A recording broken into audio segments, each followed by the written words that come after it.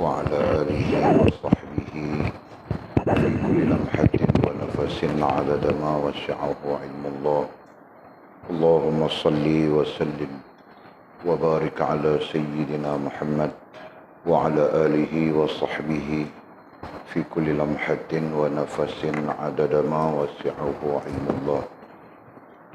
بسم الله ما شاء الله، بسم الله ما شاء الله، بسم الله ما شاء الله، وما لم يشأ لم يكن، لا حول ولا قوة إلا بالله العلي العظيم، لا حول ولا قوة إلا بالله العلي العظيم، لا حول ولا قوة إلا بالله العلي العظيم.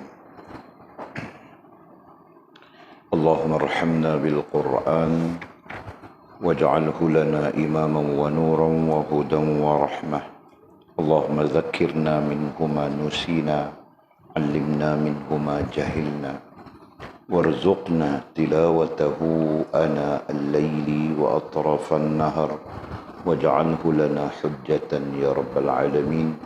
اللهم افتح لنا فتوح العارفين، وارزقنا فهم النبيين، واجعلنا من عبادك الصالحين والمتقين يا رب العالمين.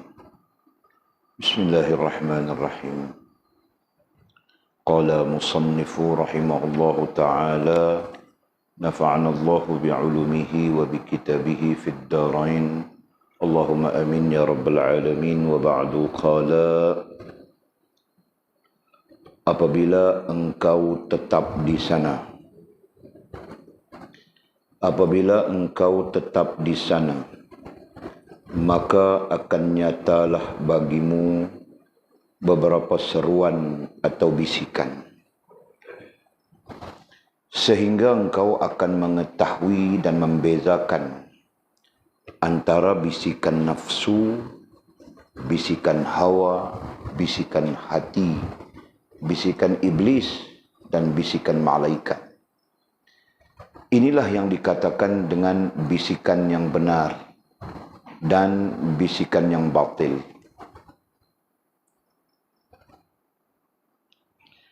Pelajarilah satu demi satu bisikan-bisikan tersebut, sehingga engkau mengetahui tanda-tandanya. Apabila engkau telah sampai ke makam ini, maka akan datang bisikan, yakni ilham dari Allah, untuk membimbingmu berkenaan dengan kesopanan, keteguhan, tegak dan dudukmu, gerak dan diammu, serta perintah dan larangan buatmu. Wahai kaumku, janganlah kamu mencari tambahan dan pengurangan,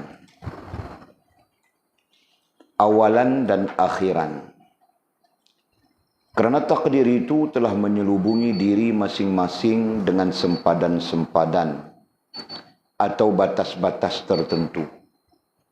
Tiada seorang pun di antara kamu kecuali ia mempunyai catatan atau ketentuan daripada kudrat ini. Rasulullah sallallahu alaihi wasallam bersabda yang berbunyi: "Faragha rabbukum minal khalqi wal rizqi wal ajali, jaffal qalamu bima huwa kain." Maksudnya, telah selesai Tuhanmu dari menciptakan rezeki dan ajal, maka keringlah pena daripada segala yang wujud, yakni al-kainat. Allah telah berlepas tangan daripada segala sesuatu yang telah ditetapkannya sebelumnya. Bagaimanapun, akan datang bagi segala sesuatu itu hukum-hukum yang ditutup oleh perintah-perintah, dalam bentuk larangan dan kewajipan.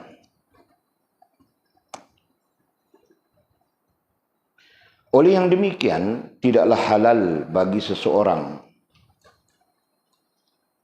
untuk mengemukakan hujjah atau alasan hukum atau ketetapan yang telah lalu. Allah Subhanahu wa taala berfirman yang berbunyi, A'udzubillahi minasyaitonir rajim. La yus'alu amma yaf'alu wa hum yus'alun. Artinya dia, yakni Allah, tidak ditanya tentang apa yang diperbuatnya, tetapi merekalah yang akan ditanyai. Surah Al-Anbiya ayat 23. Wahai kaumku, beramallah kamu dengan amalan zahiriyah, amalan yang nyata bagaikan da'wat hitam di atas kertas yang putih, sehingga membawamu kepada mengamalkan amalan batin dalam urusan ini.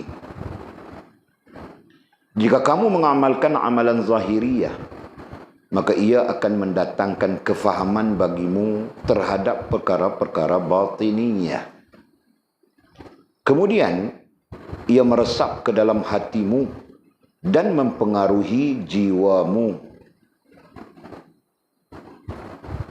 Kemudian ia meresap ke dalam jiwamu dan mempengaruhi lisanmu. Kemudian ia meresap ke dalam lisanmu dan kamu sampaikan ia kepada manusia.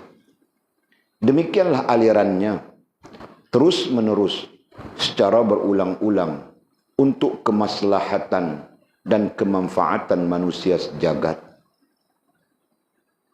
Wahai alangkah beruntungnya kamu jika kamu mengikuti al-haq dan mencintainya. Sebaliknya, alangkah celakanya kamu mengakui bahawa kamu mencintai Allah. Tahukah kamu bahawa untuk mencintai Allah itu diperlukan beberapa syarat yang mesti dipenuhi?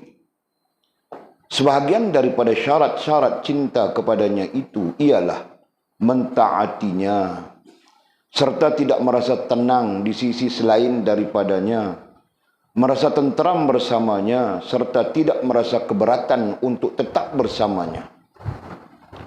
Apabila cinta kepada Allah itu benar-benar telah mantap dan terhunjam ke dalam hati hambanya, maka hamba itu akan merasa tentram bersamanya dan membenci segala sesuatu yang boleh melalaikan hati dan jiwa daripadanya. Kemudian kata musannif, oleh itu. Kita sambung lagi pengajian kita, alhamdulillah, dengan limpah rahmat Allah SWT. Dapat berkumpul kita pada malam yang berbahagia ini secara mingguan sekali lagi. Seperti kita sebutkan tadi, untuk meneruskan pengajian kita berdasarkan kepada kitab Fathur Rabbani, kitab asalnya Fathur Rabbani ala Faidur Rahmani, yang diterjemahkan ke dalam bahasa Melayu dengan apa yang maknanya? Menjadi kekasih Allah. Ya kan? Mudah-mudahan perhimpunan kita ini mendapat rahmat Allah Subhanahu wa taala, dan Allah Maha tahu sesungguhnya kita tidak tahu, dan kita bukanlah orang yang terbaik, tetapi kita mempunyai niat, mempunyai cita-cita untuk menjadi yang terbaik. Mudah-mudahan Allah membimbing kita, menuntun kita. Dan kita sedang membincangkan berdasarkan kepada kitab kita majlis keempat. Nah, majlis keempat itu dengan makna taubat, dengan makna segera bertaubat. Ya. Dan kita telah menjelaskan panjang lebar, sama ada berdasarkan kepada teks kitab kita ataupun analogi kita sendiri, bahawa taubat itu adalah kuncinya atau pintunya hubungan dengan Allah Subhanahu wa taala. Ya. Taubat merupakan kunci, merupakan pintu terjadinya hubungan dengan Allah Subhanahu wa taala. Ya, itu kita telah menyebutnya berulang-ulang. harapan kita menjadi pengetahuan bagi kita. Jadi untuk terjadinya dan wujudnya hubungan dengan Allah Subhanahu wa taala secara rohaniah, nah, keperluannya adalah taubat. Kerana itulah, ya, baginda Nabi SAW sendiri, walaupun dia maksum, ya, walaupun Nabi itu maksum artinya terpelihara daripada dosa. Dalam arti kata yang lain, dia tidak terlibat dengan perkara berdosa, begitu kan? Nabi kita SAW. Nah, pun begitu, beliau merupakan orang yang terbaik di dalam taubat. Nah, faktanya apa? Faktanya itulah hubungan. Jelas ya? Itulah hubungan, itulah bentuk hubungan baginda Nabi kita SAW dengan Allah Subhanahu wa taala. Ya. Jadi bukan taubat itu bukan persoalan berdosa saja. Bukan hal berdosa saja, tetapi taubat itu lebih kepada berhubungan dengan Allah Subhanahu wa taala. Nah, itu faktanya yang jelas, apalagi kita kaitkan dengan fakta-fakta sebelumnya. Nah, jadi Maulana Mursyid kita Syekh Abdul Qadir Jailani rahimahullah taala melalui majlis keempat ini, langsung maupun tidak langsung, sedang mengajar kita, berbincang dengan kita, menuntun kita untuk sampai kepada posisi taubat itu. Ya. Kenapa? Bukankah taubat itu astaghfirullahalazim sajakah? Nah, jika itu fahamannya, maka kita adalah orang yang buta di dalam gelap. Ya. Jika fahaman kita taubat itu adalah astaghfirullahalazim, nah begitu saja. Nah, kita baca sudah di mana? Kita adalah orang yang buta di dalam gelap. Ya kan? Nah, buta satu hal, dalam gelap lagi satu hal, Masya Allah. Nah, itu maksudnya. Jelas ya? Nah, lalu taubat itu apa? Nah, dalam perbincangan kita berdasarkan kitab ini maupun kitab-kitab yang lain, taubat itu adalah kerjanya ruhaniyah dan kerjanya jasmaniyah. Taubat itu adalah amalannya ruhaniyah, amalannya jasmaniyah. Sebagian yang lain mengatakan taubat itu adalah zat ruhaniyah dan zatnya jasmaniyah. Nah, itu istilah-istilah yang nanti kita kelang kabut semuanya. Jadi kita pakai istilah yang kita biasa saja dulu. Nah, itu rupanya. Ya, taubat itu adalah makanan, ada yang disebut makanan. Jadi kita sebut amalan saja. Taubat itu adalah amalannya rohaniyah. Amalan datang dari tingkah laku. Ya, amalan datang dari tingkah laku. Kita sebutkan sudah tingkah laku, amalan, kemudian pengalaman, gitu kan? Nah. Jadi tingkah laku pun boleh kita sebut juga. Ya kan? Taubat itu adalah tingkah laku rohaniyah kita. Dasar kepada taubat itu adalah sedar diri. Ya kan? Nah, jadi itulah yang kita sebutkan sebagai amalan rohaniyah. Apalagi kita sudah bercakap tentang perkembangan, ya, kita sudah bercakap tentang perkembangan rohaniyah, perlu sejajar dengan perkembangan jasmaniyah. Nah, kalau usia kita 15 tahun, rohaniyah kita perlu 15 tahun juga atau lebih, ya, begitu kan? Jangan usia kita 53 tahun macam Walid, rohaniyah baru 2 bulan. Perkembangan rohaniyah baru 2 bulan. Perkembangan rohaniyah baru setahun. Perkembangan rohaniyah baru 2 tahun. Perkembangan jasmaniyah sudah 53 tahun. Ya, perkembangan rohaniyah baru 2 tahun misalnya, baru 3 tahun misalnya. Nah, ini gambaran-gambaran kita tidak seiring, ya. Perkembangan itu tidak seiring. Nah, nantinya kita apa ya? kita berada di dalam kesukaran untuk mencapai sesuatu yang dijanjikan oleh Allah Subhanahu wa taala. Sesuatu yang dijanjikan oleh Allah Subhanahu wa taala itu bahasa mudah. Nah, seperti mana sukarnya kita untuk mencapai kejayaan yang disebut oleh Allah Subhanahu wa taala. Betul kan? Nah, ada 4 kejayaan yang disebutkan oleh Allah Subhanahu wa taala berdasarkan kepada surah Al-Mu'minun. Surah Al-Mu'minun bermula daripada ayat 1 sampai ayat 5 kan? Allah menyebut tentang kejayaan. Nah, boleh saja menjadi ukuran kepada kita. Nah, orang beriman yang berjaya, qad aflahal mu'minun. Pertama, alladzina hum fi salatihim khashi'un. Itu pertama. Mereka khusyuk di dalam salat. Nah, sukar kita mau khusyuk dalam salat kan? Walid sampai sekarang tidak bertemu yang namanya khusyuk dalam salat. Apalagi kalau mau digandingkan dengan khusyuknya para sahabat Nabi, khusyuknya Rasulullah itu satu hal.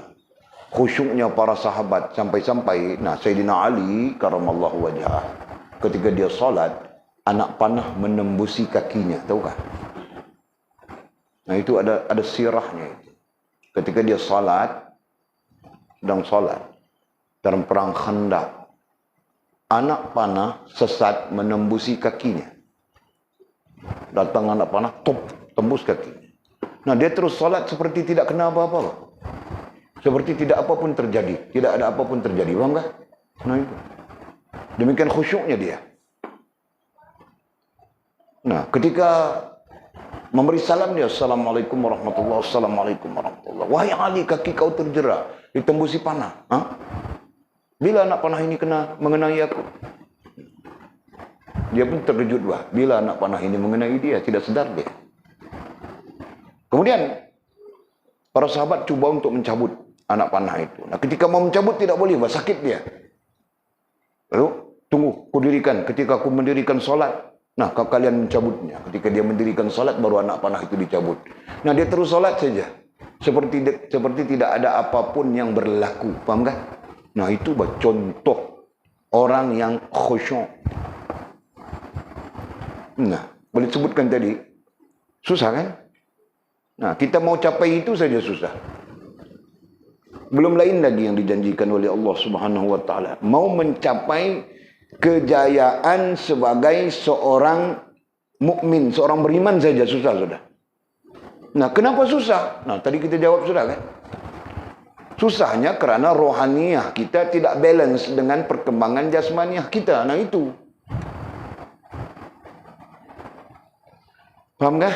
Nah, sekarang rohaniah jasmaniah Walid. Nah, Walid ukur umur Walid 53, 54 aku pun tidak tahu. Kan? Ini jasmaniah. Rohaniah mungkin baru 2 tahun. Ini rohaniah. Nah, jadi tidak balance kan?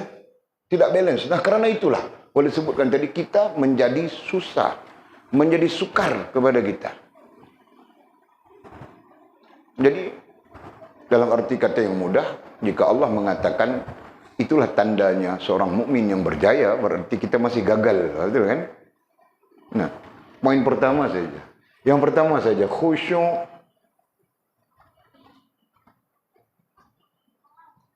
dalam solat. Nah, itu pertama, kita gagal sampai sekarang.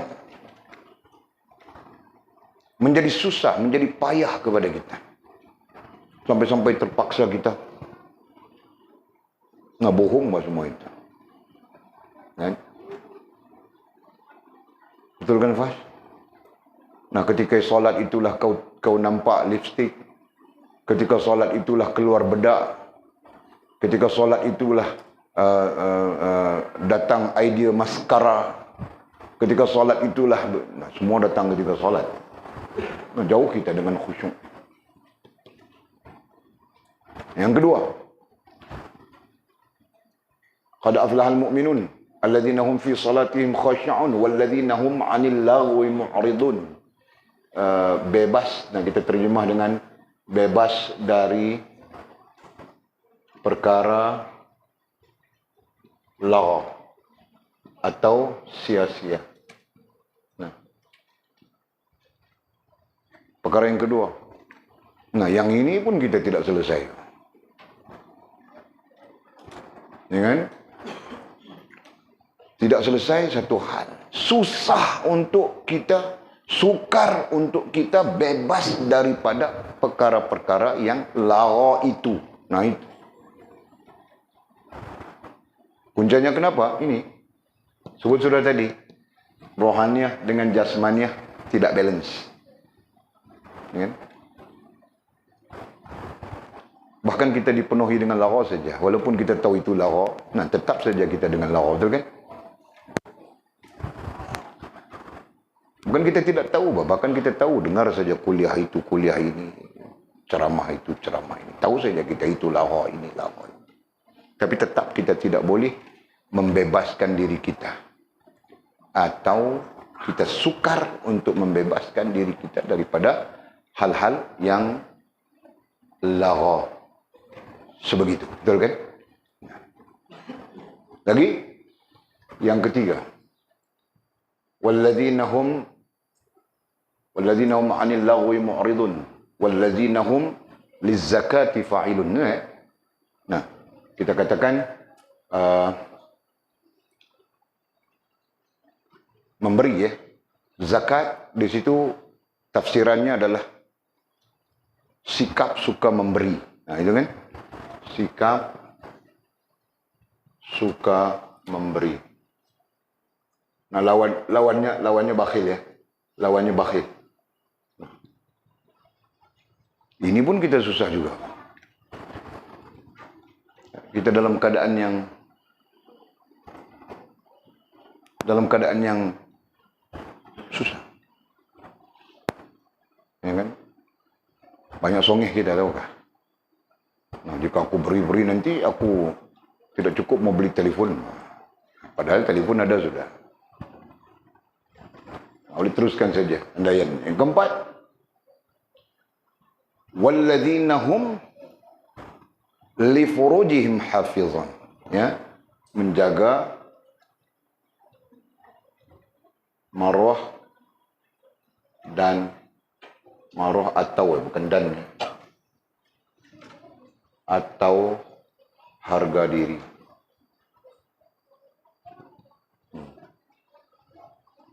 Nah, 4 hal. Illa walladzina hum li furujihim hafizun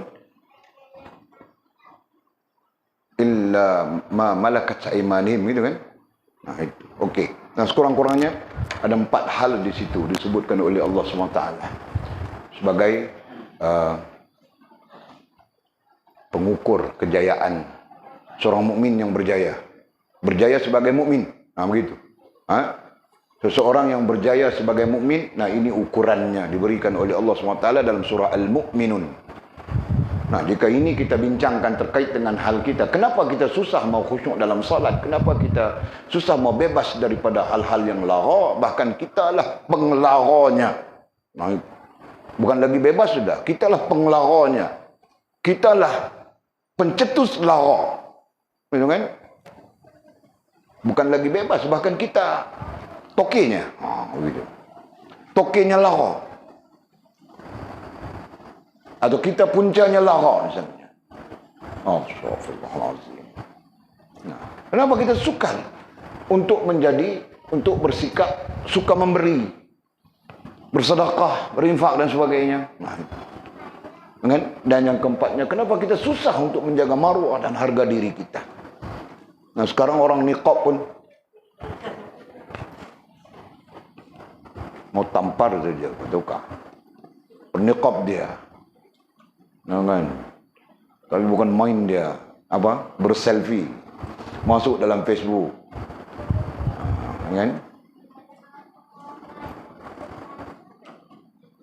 Paham kah, Pak? No, susah. Jadi jawapan persoalan yang kita bincangkan tadi, kenapa ya? Kerana tidak balance rohaniah dengan jasmaniah. Nah, jadi antara tanggungjawab kita, tugas kita adalah untuk balancekan. Atau rohaniah kita berkembang lebih jauh daripada jasmaniah kita. Nah, begitu sepatutnya. Faham kan? Jadi mau macam mana, pintunya belum sampai bah.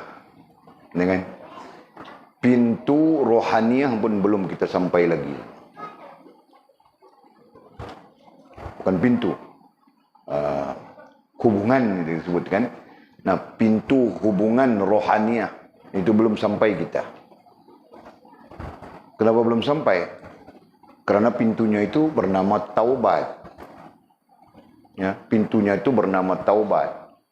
Secara rohaniah, taubat itu dimaknakan dengan sedar diri. Secara jasmaniah, taubat itu ialah kau minta ampun kepada Allah SWT, kan? Itu pun kita belum sampai. Macam mana mau cerita rohaniah kita berkembang, itu kan?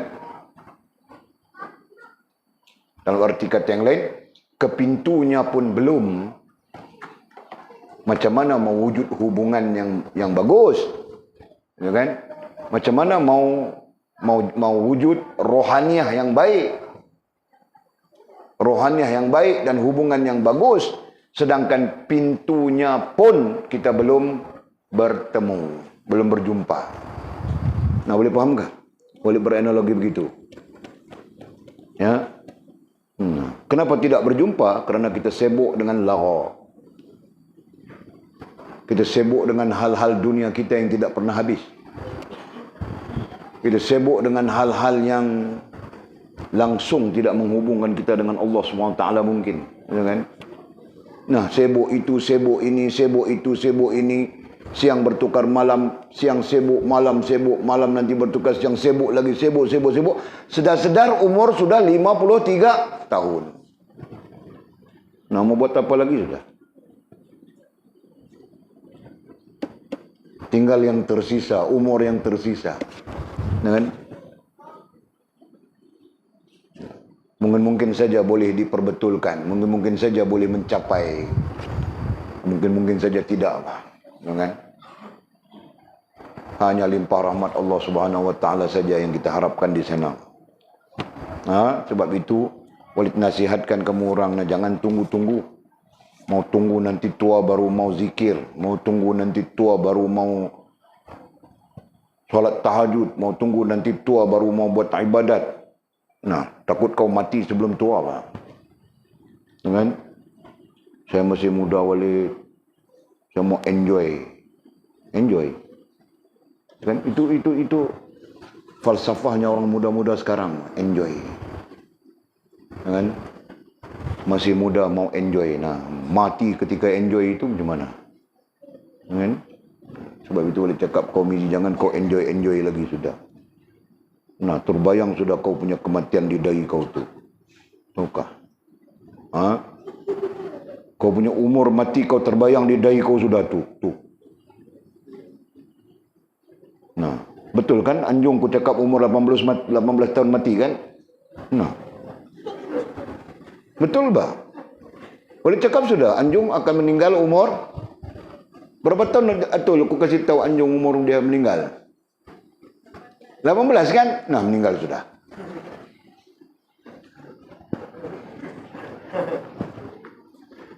Main-main dia. Okey. Nah, sekarang Mizi pun timbul sudah tu umur meninggalnya tidak itu. Jangan main-main Mizi. Dicabut buang umurnya tu.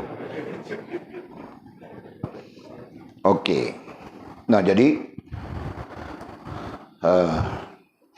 anak-anak sekalian ya, khususnya anak-anakku ya, ambillah perhatian ini.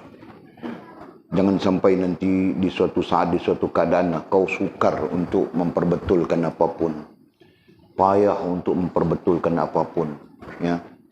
Apalagi ketika dunia di kelilingmu menarik-narikmu, ya, memberkasmu, mengikatmu.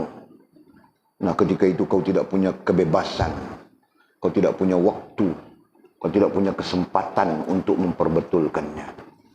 Faham tak?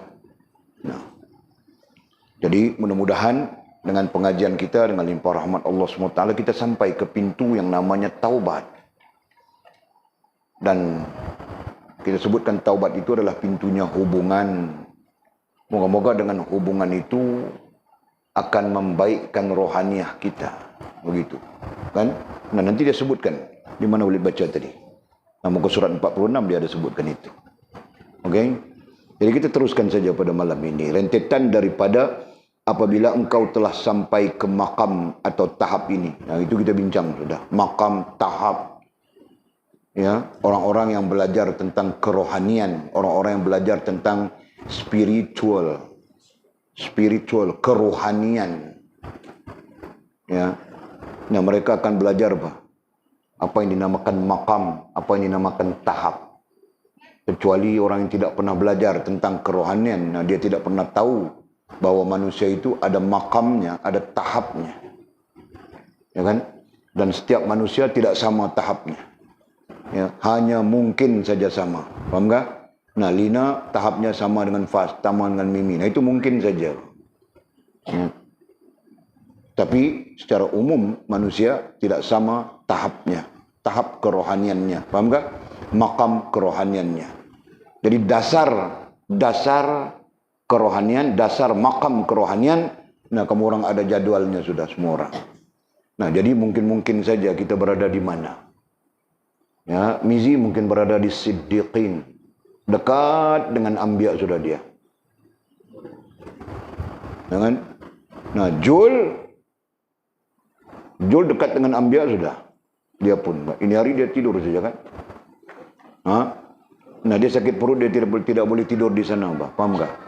Kerana sakit perutnya itu bukan sakit perut biasa-biasa. Bukan biasa-biasa. Semalam orang mandi buat ubat, dia tiada. Itulah. Faham tak? Kasih tahu dia. Okey. Maka dunia dan akhirat akan datang kepadamu sebagai pelayan. Nah, itu kita bercakap sudah. Bila kita berada di makam-makam tertentu, Allah akan memerintahkan makhluknya. Secara umum disebut dunia. Jangan? Secara umum disebut dunia. Nah, akan melayan kita. Dunia akan melayan kita sebagai khalifah Allah SWT di bumi. Ya. Sekarang dunia tidak melayan kita. Kita yang menjadi hamba kepada dunia. Faham tak? Nah, itu. Kenapa kita menjadi hamba kepada dunia? Karena kita tidak menjaga hubungan dengan Allah SWT. Dunia memperbudakkan kita. Nah, itu istilah-istilah di dalam kitab. Ya. Dunia memperbudakkan kita. Nah, sampai-sampai kita jadi payah itu, payah ini, payah itu, payah ini. Nah, adapun orang-orang yang berada di makam atau tahap tertentu, Allah akan memerintahkan dunia melayan mereka. Nah, itu kita belajar dasarnya. Allah melayan kita dengan 3 tahap, betul? Ya. Walid ajar semua dasar-dasarnya sudah. Jadi Allah melayan kita dengan Rahman, Allah melayan kita dengan Rahim, Allah melayan kita dengan Latif. Jadi ulama berbeza pendapat saja. Ada yang mengatakan Allah melayan kita dengan Rahman, nah berarti Allah melayan semua makhluk sama saja. Dikasihnya rezeki untuk hidup, melainkan mau mati saja. Betul kan? Nah, ketika itu ular dapat rezeki, biawak dapat rezeki, babi dapat rezeki, anjing dapat rezeki, orang pun dapat rezeki, tumbuh-tumbuhan pun dapat rezeki. Nah, sekalian yang namanya makhluk-makhluk hidup itu yang memerlukan rezekinya, semuanya direzekikan oleh Allah SWT. Nah, itu terkait dengan Rahman. Kan? Kemudian di tahap lebih tinggi Allah melayan kita dengan Rahim. Tahap Rahim. Ya, nah tahap Rahim itu lebih maksud lebihnya di sana, ya, Allah menuntunnya, membimbingnya, memberi rahmat kepadanya dan membawanya untuk mengingat akhirat. Ya kan? Membawanya kepada kesedaran. Nah, sebagian ulama mengatakan begitu. Ya. Orang-orang yang dilayan oleh Allah SWT dengan Rahim, nah orang ini dibimbing oleh Allah Subhanahu wa taala dengan kesedaran diri. Nah, dia sedar aku ni bodoh, Pak. Aku ni tidak tahu agama. Baru dia sedar, Nah, dia belajar. Dia cari untuk belajar. Nah, itu tanda Allah melayan kita dengan rahim menurut para ulama kita. Nah, ada satu lagi, posisi paling tinggi. Allah melayan kita dengan latif. Nah, ketika Allah melayan kita dengan latif, nah, layanan itu luar biasa sudah. Nah, layanan itulah yang akan berlaku di sana, sesuatu yang mencari adat menurut bahasa kitab. Ya, ketika Allah melayan kita dengan latif, berlakulah di sana sesuatu yang mencari adat. Nah, apa maksud mencari adat? Sesuatu yang tidak masuk akal. Nah, walaupun sesuatu yang tidak masuk akal itu berlaku dan berada di sekeliling kita. Ya, nah, tapi ketika Allah melayan kita dengan latif, maka berlakulah kepada kita sesuatu yang tidak masuk akal pada orang lain. Faham kan? Nah, itu. Jadi, terserah kita. Kita mau Allah melayan kita bagaimana. Jika kita mau Allah melayan kita dengan latif, nah, justru prosesnya, makam kita perlu sampai kepada satu-satu tahap yang dilayan sebegitu. Faham kan? Nah. Kalau kita mau Allah melayan kita dengan rahim, pun sama saja kan. Apalagi orang-orang kerohanian, kita sebagai orang-orang yang melihat kerohanian itu sebagai sesuatu yang penting, nah sudah tentu kita mau berkembang rohaniah kita sampai ke tahap yang tertinggi. Tahap dilayan oleh Allah Subhanahu wa taala dengan latif. Bukan kita tamak, ya. bukan ketamakan, tetapi itulah hakikatnya perkembangan rohaniah. Nah, sekarang kita dilayan bagaimana kita sendiri pun tidak tahu. Mungkin saja. Oke, itu maksudnya. Terus katanya tanpa adanya rasa kesusahan. Nah, itulah kita sebutkan tadi, apabila Allah melayanmu, nah, kita tidak akan merasa kesusahan, seperti kesusahan. Kalau kesusahan itu kita terjemahkan dengan kesukaran. Nah, tanpa ada kesukaran. Tadi kita bercakap tentang kesukaran kan. Tanpa ada kesukaran untuk khusyuk di dalam salat. Tanpa ada kesukaran untuk melepas, membebaskan kita daripada lagha. Tanpa ada kesukaran untuk mewujudkan rasa ingin memberi di dalam diri kita. Tanpa ada kesukaran untuk menjaga maruah dan harga diri kita. Paham tak?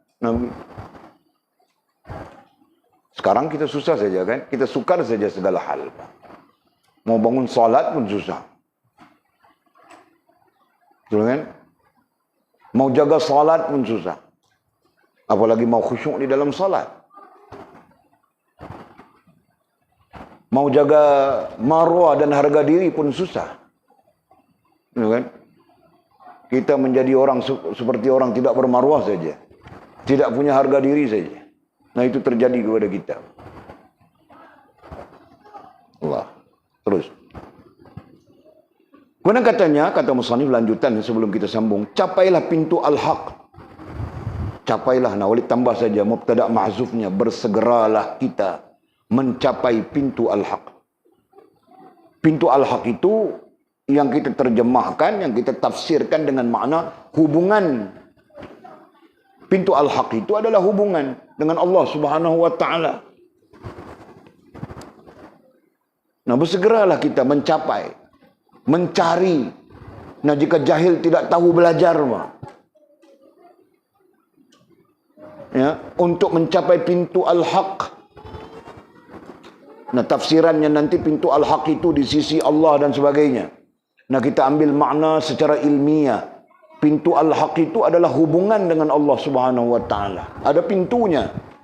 Itu kan? Kita sebut sudah. Dan pintunya itu adalah taubat.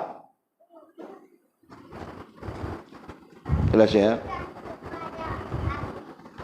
Capailah, bersegeralah, bersegeralah mencapai pintu al-haq. Dan tetaplah, istiqamahlah. Dan tetaplah istiqamahlah engkau. Berdiri di sana.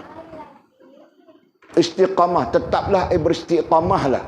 engkau berdiri di sana. Berdiri, nah itu terjemahan daripada perkataan qama yaqumu qum. Nah, bukan berdiri begitu maksudnya, kecuali dalam solat, ya kan? Nah, berdiri dengan maksud teguh, berdiri dengan maksud tetap, berdiri dengan maksud pasti. Nah itu. Dan tetaplah engkau berdiri, ai teguh di sana, di mana? Di pintu. Pintu apa? Pintu hubungan dengan Allah. Namanya pintu itu apa? Taubat. Nah, jadi berdiri teguh kita dengan tetap kita dan berdiri teguh kita dengan taubat. Nah, sebagian ulama dalam tasawuf falsafinya mengatakan ketika kita berada di pintu taubat, nah kita sedang berada di pintu Allah Subhanahu wa taala. Nah, lanjut. Apabila engkau tetap di sana. Apabila engkau tetap di sana. Nah, di mana di sana? Di pintu. Pintu apa? Pintu hubungan dengan Allah Subhanahu wa taala. Apa namanya pintu itu? Taubat. Jelas ya? Apabila engkau tetap di sana, ai di pintu taubat, maka akan nyatalah, bukan. Apabila engkau tetap di sana, ai di pintu hubungan, di pintu hubungan dengan Allah yang namanya taubat itu, okey?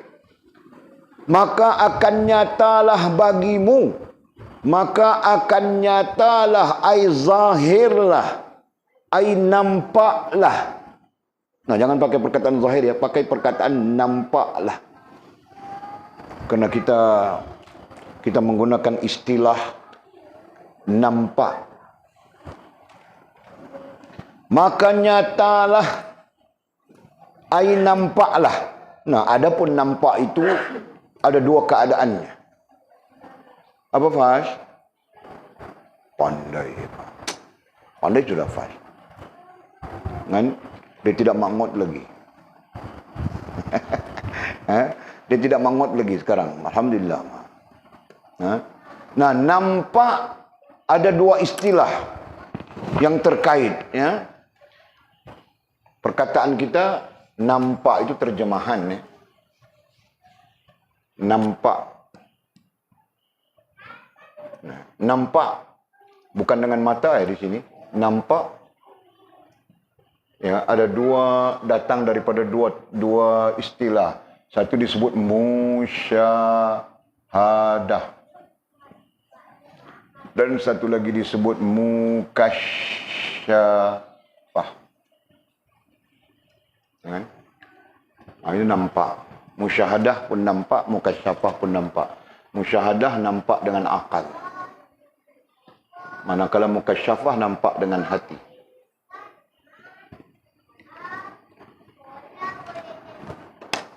Betul kan?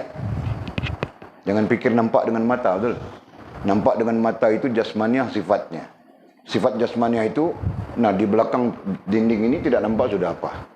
Kan? Mizi simpan di belakang dinding itu, vape-nya kah, kuihnya kah, apa dia simpan mana kita tahu kan? Nah, itu contoh saja Mizi, tidak ada kena-mengena dengan yang hidup maupun yang telah mati. Kan? Nah, di dalam dom sana apa terjadi, kita tidak tahu sekarang, betul kan? Masuk hantu kah, masuk jin kah, masuk apa kah, kita mana tahu. Nah, itu mata kasar kita kan? Persoalannya sekarang, nampak bukan hanya dengan mata kasar. Adapun nampak dengan mata kasar itu terbatas. Ada batasnya. Nah, ataupun kita sebut nampak dengan jasmaniah. Nah, perbincangan kita melampau jasmaniah, rohaniah sudah. Nah, adapun nampak dengan rohaniah, nah itu istilahnya. Nampak dengan akal itu dipanggil musyahadah. Nampak dengan hati itu dipanggil mukasyafah. Adapun hal musyahadah dan mukasyafah adalah benar. Ya, bukan dongengannya. Nanti kita bertemu dengan Wahabi bilang dongeng ini merapu saja, bohong saja. Dia bohong kerana dia tidak nampak, betul kan? Dia bilang bohong. Ya, nah justru sekarang pun kita nampak dengan akal kita. Sekurang-kurangnya yang paling penting kepada kita nampak dengan akal kita mana yang hak, mana yang batil, betul. Nah, jangan sampai akal kita tidak nampak mana yang hak, mana yang batil. Yang batil dianggap hak, yang hak dianggap batil. Nah, itu sudah keliru sudah itu. Rosak sudah. Ya kan? Nah, apalagi mau raya ini. Nah, perlu nampak bah hak dan batil ya. Nah, kamu orang mana tahu bah. Rantau boleh mengundi sudah kan kau? Nah, kau mengundi di mana? Hah? Tidak pernah daftar? Kau mau kasih negara dekat orang kah? Nah, kalau kau tidak daftar mengundi, kau kasih negara dekat orang saja, tahukah? Datang dari China sana, masuk sini, dia orang proses supaya boleh mengundi. Kau yang rakyat Malaysia tidak mau mengundi. Tapi ini hari mau buat apa sudah? Daftar pun tidak boleh buat apa sudah kan? Daftar terbaru dipakai adalah daftar pilihan raya 14 ya. Jadi kalau kau tidak daftar pada pilihan raya 14 lalu, nah tidak boleh. Jika negara ini jatuh ke tangan kafir, orang bukan Islam memerintah negara, kau berdosa besar. Tahukah rantau? Kau tidak mengundi kan? Betul bah, kau berdosa besar, bah. Tanggung bah.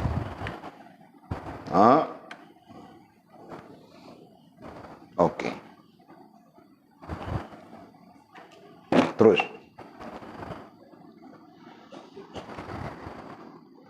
Apabila engkau tetap di sana,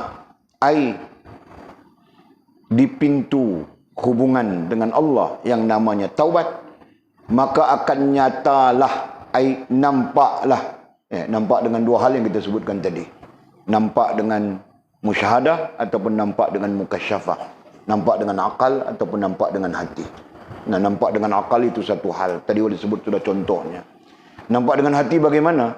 Nah, hati lebih jauh perginya, tahukah? Ya. Hati, pandangan hati yang kemudian kita terjemahkan dengan nampak, nah itu lebih jauh. Jauh sampai ke mana? Dunia sampai akhirat.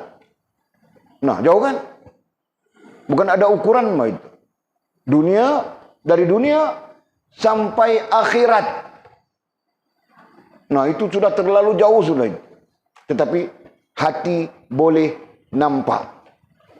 Ya. Kadang-kadang akal kelang kabut juga kan? Nah. Macam mana itu akal, tapi hati boleh nampak. Faham tak? Nah, sebab itulah Allah Subhanahu wa taala berbicara dengan kita di dalam Al-Qur'an, ya. Dengan rohaniah kita, ya. Dengan akal dan dengan hati kita. Allah Subhanahu wa taala dalam banyak ayat di dalam Al-Qur'an berbicara dengan akal dan hati kita. Betul? Afala ta'qilun. Kan? Macam-macam ayatnya bunyi. Ta'qilun. Dan sebagainya. Dipanggil sampai-sampai dia dalam kaedah ulumut tafsir, ya, dalam kaedah metod tafsir. Nah, dipanggil apa? Ayat-ayat tafkir. Itu orang belajar tafsir nanti bertembung dengan hal itu. Terkait dengan ayat-ayat tafkir. Ayat-ayat psikologi. Ya kan? Ayat-ayat kerohanian. Kadang disebut begitu. Nah, itulah apa ya? Itulah mau sebut apa? Powernya hati. Ya. Menembus sampai ke akhirat. Powernya akal juga di sana. Ya. Yang tidak powernya adalah mata kasar kita. Betul kan? Nah, tidak ada power, Pak. Okey, terus. Maka akan nyatalah bagimu beberapa seruan atau bisikan, katanya. Akan nyatalah bagimu, tadi kita terjemah dengan nampak, ya. Nampak secara musyahadah maupun mukasyafah. bagimu, bagi kita beberapa seruan. Nah, kita akan nampak seruan sama ada seruan itu secara zahiriahnya datang daripada Allah, datang daripada Rasul. Nah, kita akan nampak dengan makna secara zahirnya nampak ini ya, nampak dengan akal, nampak dengan hati, ini dimaknakan dengan faham atau disebut memahami. Nah, ketika itu Allah Subhanahu wa taala menyatakan dalam Al-Quran, "Wa basyiril ladzina amanu wa 'amilus shalihat anna lahum jannatin tajri min tahtihal anhar." Berilah berita gembira wahai Muhammad kepada umatmu bahawa mereka yang beriman dan beramal soleh akan diberikan kepada mereka syurga yang mengalir di bawahnya sungai-sungai. Nah, faham sudah dia? Faham kan? Nah, tidak perlu dia fikir bahawa sungai, syurga, macam mana syurga, macam mana sungai. Nah, tidak perlu fikir. Dia sudah faham itu. Faham tak? Nah, jika dia fikir-fikir lagi, macam mana syurga, macam mana sungai. Nah, itu bodoh piang orang panggil. Tahu tak? Nah, kita mau keluar daripada keadaan itu, Pak. Kita tidak mau bodoh piang. Faham kan tahu? Nah, sedar atau tidak sedar, yang jenis bodoh piang ini banyak. Itu kita kira bodoh piang. Ada bodoh piang 13 kali. Nah, yang tu dia fikir pun tidak. Kan?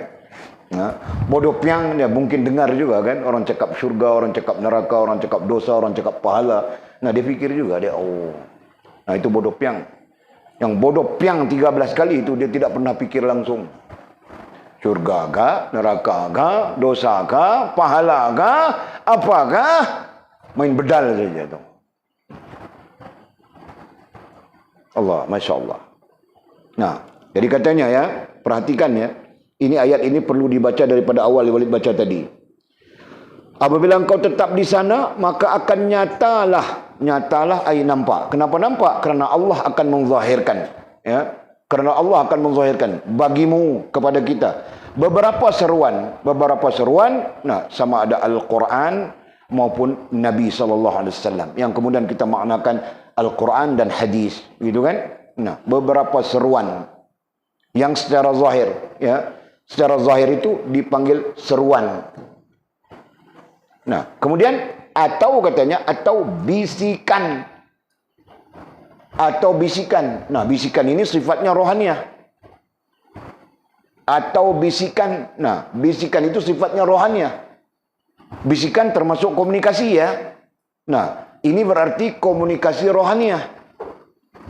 Apa komunikasi rohaniah? Fas, sepanjang pengetahuan kita.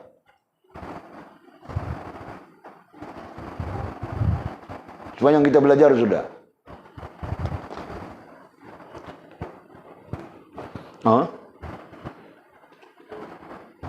Apa Fas? Kau tengok. Tadi saja aku jack kau sikit, kau sekarang jadi kantoi sudah. Ilham. Nah, bagus, bagus lagi tambah. Nah, komunikasi rohaniah itu namanya ilham. Allah menyebutnya dalam surah apa? Surah Asy-Syam ayat 6. Betul kan?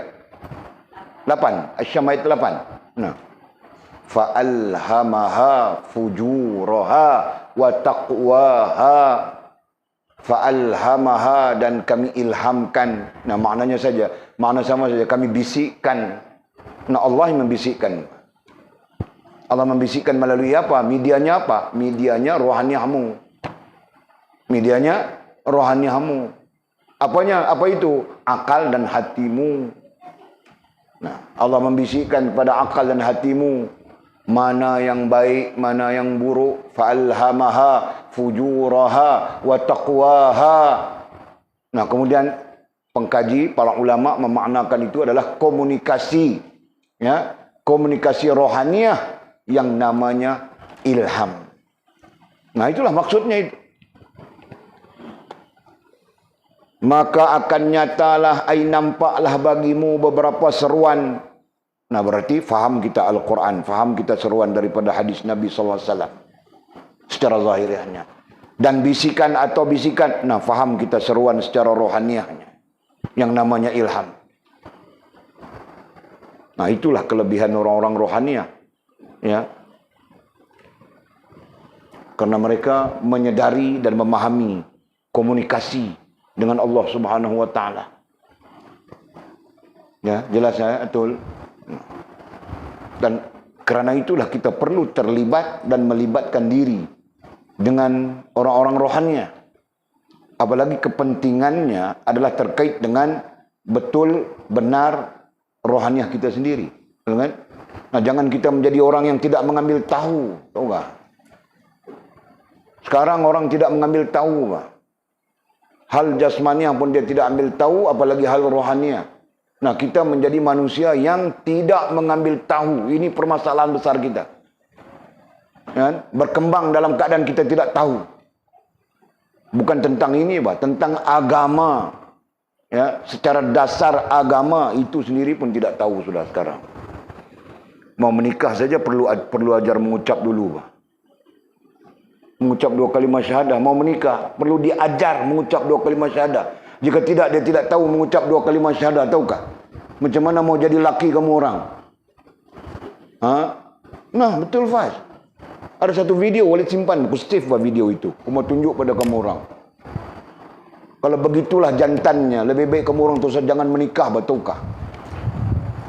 Susah saja nanti kamu orang. Tahu tak? Mengucap pun tidak tahu, Pak. Selain pengalaman Walid, orang mau menikah, si imamnya suruh mengucap asyhadu an la ilaha, bukan mengucap, suruh istighfar, suruh istighfar ya. Istighfar, astaghfirullahalazim alladzi la ilaha illa huwal hayyul qayyum la ta'khudhuhu sinatun wa la nawm lahu ma fis samawati wal dengar saja. Ini duri sudah. Duri. Sampai habis. Lamanya istighfar, imam bilang dia begitu. Lamanya istighfar. Panjang dia tengok. Cuba panjang. Cuba sekali lagi. Astaghfirullahalazim alladzi la ilaha illa huwal hayyul qayyum la ta'khudhu. Terus begitu saja sampai 3-4 kali. Nah, imamnya bilang itu bukan istighfar. Selama ini saya istighfar begini. Pertahan lagi dia. Nah, itulah kebodohan, tahu tak? Nah, tadi Walid save satu video. Lagi dahsyat mah. Tidak tahu langsung dia. Masya Allah. Tidak tahu orang mana. Tapi dialek itu macam orang Perak atau orang Pahang saja. Terus. Sampai orang tanya, kau tidak pergi kursus? Pergi. Sijil ada kan? Nah, sijil pun beli saja. Kursus pun mungkin tidur di belakang saja. Macam mana mau jadi suami? Kau maukah suami begitu? Pas? Nah, kalau aku ayahmu, lebih baik kau tidak payah menikah. Nanti kau jadi hantu sama macam dia juga, tahukah? Okey.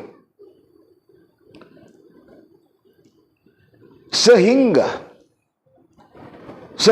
engkau akan mengetahui, katanya. Sehingga engkau akan mengetahui ai mengerti, ai memahami. Nah, jadi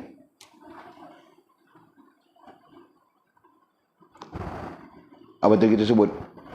Seruan yang nyata pada kita itu serta bisikan ataupun komunikasi rohani yang kita sebutkan tadi itu akan menjadikan kita mengetahui, memahami, begitu kan? Mengerti. Sehingga engkau akan mengetahui dan membezakan antara bisikan nafsu. Nah, sehingga kita sendiri jadi tahu, jadi faham, ya. Kita sendiri ya, sehingga kita sendiri menjadi tahu, menjadi faham dan boleh membezakan antara bisikan nafsu. Itu penting itu dalam hal kerohanian. Sehingga kita boleh membezakan mana satu bisikan nafsu, mana satu bisikan hawa. Nah, di sini musannif membezakan sudah antara nafsu dan hawa. Ya, seperti mana Walid jelaskan sebelumnya. Nafsu tanpa hawa bagus dia. Dengan Tetapi nafsu dengan hawa, nah itulah yang disebut ammarah bisu. Nafsu tanpa hawa, nah itu kita belajar sudah itu hari ya. Ada kalanya fitrah sifatnya, ya kan? Nafsu tanpa hawa ada kalanya sifatnya fitrah. Tapi nafsu dengan hawa, nah dia melanggar fitrah sudah. Nah itu yang disebut nafsu ammarah bisu, ya. Nafsu yang menyebabkan kita jadi jahat. Okey. Sehingga engkau akan mengetahui dan membezakan antara bisikan nafsu. Nah, kita sendiri akan tahu. Dalam konteks kerohanian, kita akan tahu ini bisikan nafsu. Ini ilham dari nafsu. Ya, bukan daripada Allah Subhanahu wa taala. Nah, begitu maksudnya, ya. Terus. Bisikan hawa, nah ini ilham dari Hawa. Bukan Hawa Siti Hawa, istrinya baginda Rasulullah Nabi Adam alaihissalam, ya, bukan. Hawa itu dipakai namanya itu. Ya kan? Okey. Bisikan hati. Nah, nanti kita tahu yang itu namanya bisikan hati. Kita kenal hati kita saja. Okey. Apa lagi? Bisikan iblis dan bisikan malaikat. Nah, dalam arti kata yang lain, kita akan faham komunikasi rohaniah itu, ya, sama ada nafsu kita kah, hati kita kah, iblis kah, malaikat kah, atau memang daripada Allah Subhanahu wa taala. Nah, kita akan faham dengan sendirinya. Ya. Jadi poinnya bagaimana kita nanti sampai kepada faham yang kita sebutkan tadi. Nah, kita sebut sudah di atas. Ketika kau mencapai al-haq dan kau istiqamah di sana, gitu kan? Kau berdiri teguh di sana. Nah, itu puncanya. Itu yang akan berlaku perkara-perkara ini. Okey? Nah, jika tidak, kita sendiri tidak tahu. Kita sendiri tidak tahu, yang istilahnya kita tidak boleh menanggap komunikasi ilham itu. Kan? Jadi, apabila kita tidak boleh menanggap komunikasi ilham, maka nanti kita cenderung kepada salah, gitu kan? Kita cenderung kepada salah, cenderung kepada mengikut nafsu, cenderung kepada mengikut iblis, gitu kan? Cenderung kepada mengikut hawa, dan istilahnya di sana, kan? Nah, itu yang terjadi.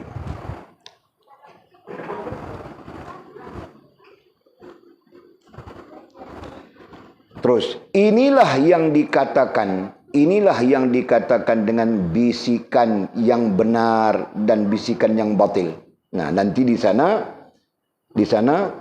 ya, dalam banyak-banyak bisikan itu kita pecahkan. Musannif memecahkan kepada dua saja. Ya, mana bisikan yang benar, mana bisikan yang batil.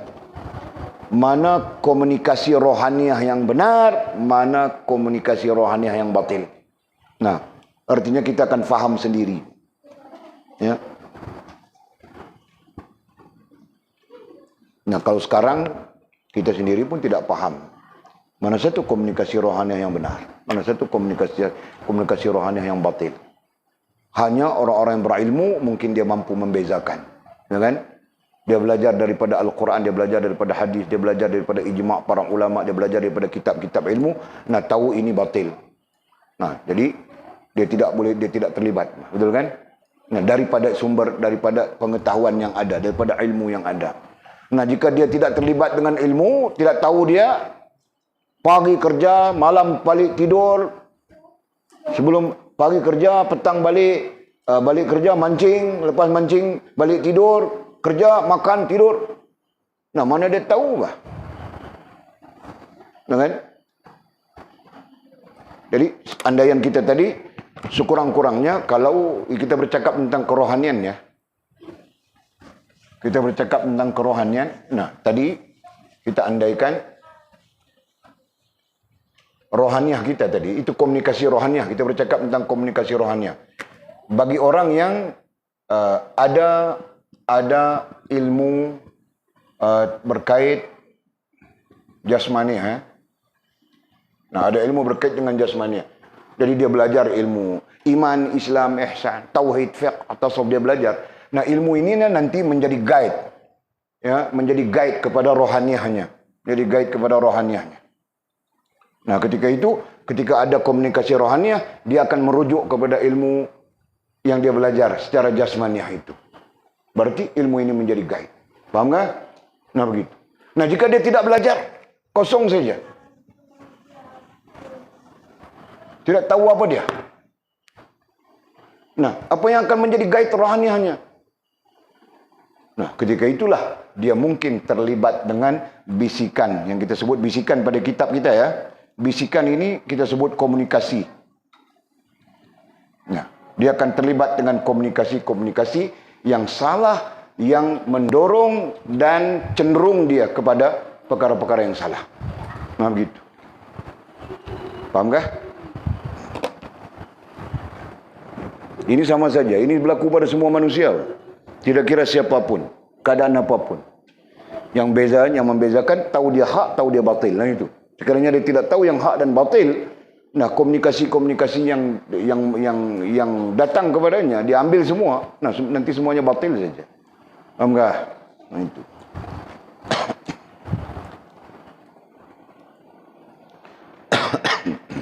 Terus.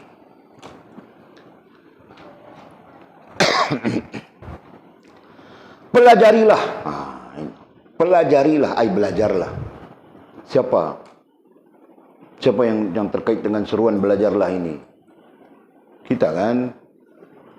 Nah, itu pun payah, mau suruh belajar pun payah. Kalau sendiri mungkin tidak datang, Mbak Mizi, rantau semua. Nah, aku yang pergi ambil buang tiket kapal terbang semua kasih baru datang. Ha? Kalau kau sendiri dia mau datang enggak itu hari? Ha? Mana ada kau mau datang? Kau jangan tipu aku. Tahu semua. Ini ada lagi 12 orang ke 13 orang. Ustaz Nazri kasih tahu. Mula fikir dia orang mau datang sendiri. Lepas tu Ustaz Nazri ejas minta kalau boleh kita sponsor tiket. Mula sudah. Mula bilang mau datang sendiri. Nah, aku silakan Pak mau datang sendiri. Mau datang sendiri silakan kan? Nah, kita terbuka saja. Nah, sekarang minta oleh kalau boleh sponsor tiket Pak. Sebab dia orang ni begitu, dia orang ni begini, dia orang ni begitu. Dia kira dia saja yang susah. Dia tidak pikir aku susah kah? Nah, terbernam duit tiket kapal terbang aku berapa ribu? 35 orang itu hari itu kah? Tapi aku pikir itu aku bagi kerana Allah, untuk Allah. Aku tidak heran.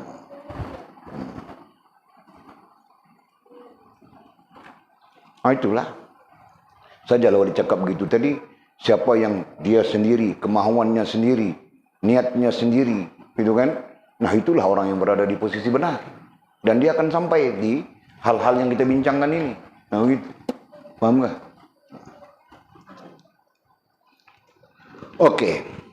Kemudian kata musannif, inilah yang dikatakan dengan bisikan yang benar dan bisikan yang batil. Nah, artinya apabila Allah memberi kita faham berdasarkan kita sebutkan tadi ya, yang kita sebut semua sudah ya. Apabila kita sampai di posisi ini, nah, maka kita dengan sendirinya akan paham mana komunikasi rohaniah yang benar dan mana komunikasi rohaniah yang batil. Nah, secara ilmunya jasmaniah pun sama juga kan. Apabila kita memahami mana yang benar, mana yang batil, berarti kita akan cenderung melakukan yang benar berbanding yang batil, gitu kan? Melainkan kita memang tidak tahu mana benar, mana batil. Nah, sama saja rohaniah kita, sama saja. Apabila rohaniah kita mengetahui mana yang benar, mana yang batil, maka kita cenderung untuk melakukan yang benar daripada yang batil. Hanya saja kerana rohaniah kita tidak memahami. Rohaniah kita itu sendiri tidak dapat memahami. Kita tidak dapat menanggap komunikasi rohaniah itu. Nah, di sanalah yang menyebabkan kita melakukan hal-hal yang batil. Faham tak? Nah begitu Pak.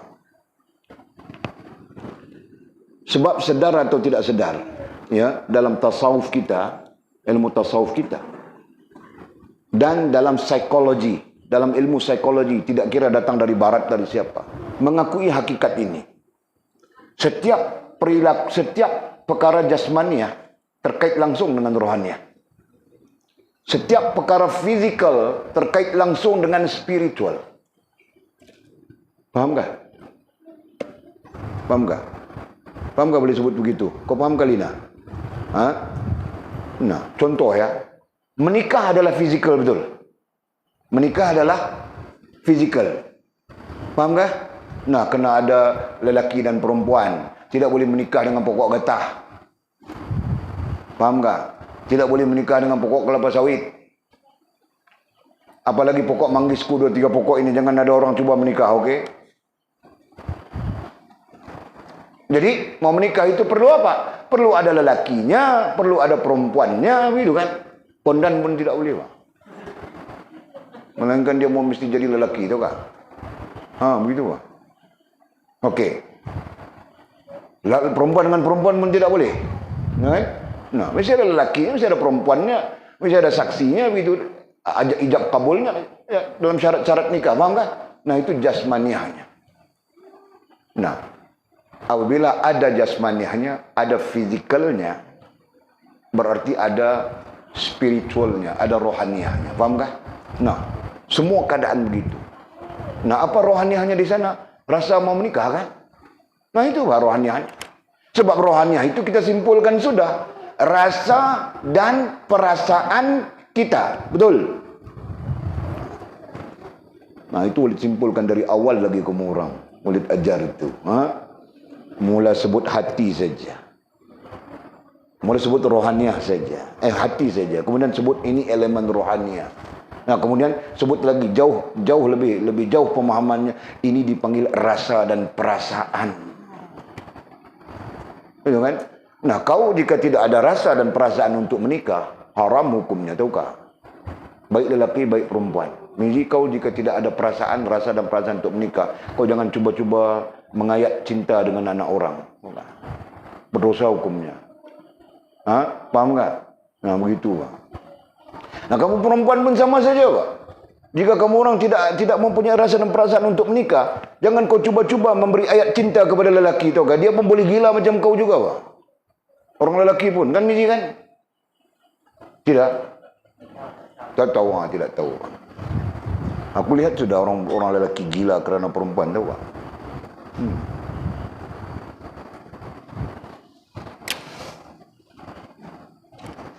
Kecuali mereka-mereka yang hero saja. Gitu, Pak. Okey. Jadi katanya pelajarilah. Belajarlah. Apa yang kita perlu belajar? Nah, khusus kita sedang bercakap tentang kerohanian, betul? Nah, kita perlu belajar tentang kerohanian. Dalam ilmu psikologi pun bilang yang sama saja. Kita perlu belajar tentang psikologi katanya. Belajar tentang psikologi itu belajar tentang apa? Kita belajar tentang akal, tentang hati, itu kan, tentang tingkah laku, kan? Dalam bahasa psikologi dipanggil kognitif, afektif ataupun emotif dengan behavior. Kan? Nah, itu istilahnya. Dan memang kita sedang belajar, kan? Nah, tapi itu pendekatannya disebut pendekatan.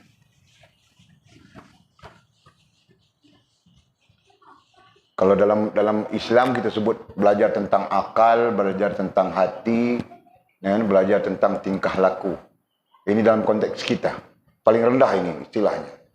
Nah, dalam istilah psikologi ini istilah tasawuf, ya. Tasawuf. Dalam istilah psikologi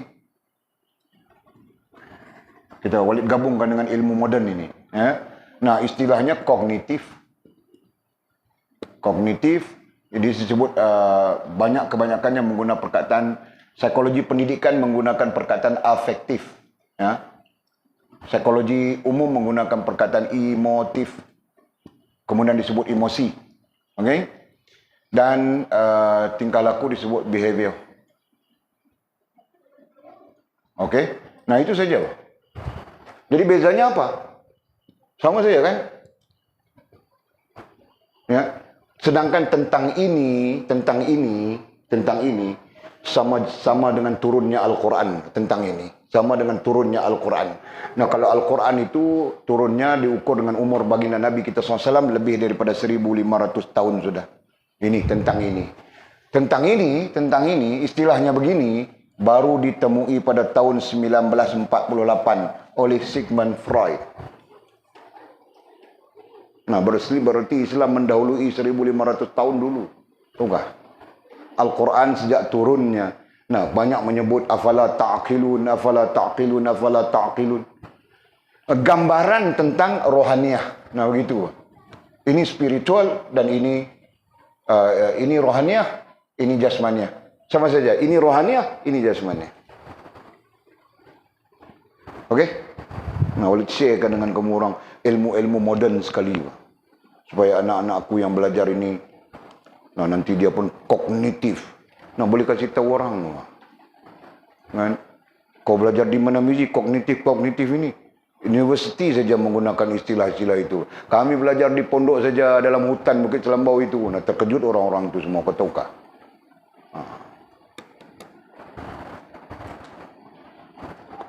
Okey. Jadi pelajarilah tentang apa? Kerohanian. Ya kan? Pelajarilah kerohanian. Jangan tidak belajar tentang kerohanian, okey? Kau tidak belajar tentang kerohanian, nantinya kau belajar tentang jasmaniah, berdirinya amal tanpa roh. Kan? Berdirinya amal tanpa roh. Nah, inilah kemudian diperbincangkan. Kenapa kita sembahyang tidak seperti mana orang-orang soleh sembahyang? Nah, kita sembahyang tanpa roh. Orang soleh mereka sembahyang dengan roh. Dengan rohaniah. Mereka berpuasa dengan rohaniah. Mereka berzikir dengan rohaniah. Mereka lakukan apapun dengan rohaniah. Faham tak? Nah, begitu. Kita mungkin melakukan dengan jasmaniah saja. Nah, di sana kita kekurangan dari sudut hubungan. Kan? Perhubungannya bagus, hubungannya belum tentu. Jelas kan? Okey. Jadi belajarlah tentang kerohanian. Ya, jangan dibiarkan jiwa kita terus kosong. Apalagi kerohanian itu dikaitkan dengan jiwa.